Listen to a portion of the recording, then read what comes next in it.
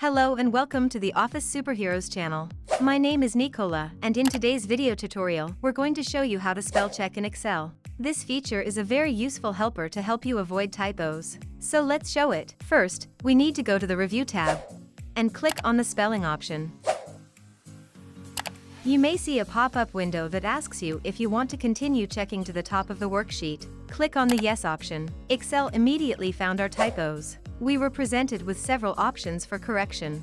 We can choose any of them. We have a typo in the word jacket. Here above we see how the word should be spelled correctly. Below we find some suggestions of what we could change. We click on the jacket option.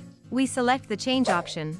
We can also use other options, such as change all or automatic correction. Window will pop up and we click OK.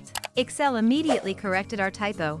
The word jacket is now spelled correctly, and since we only had one mistake, Excel has completed the correction. We can use this function to quickly check spelling and typos.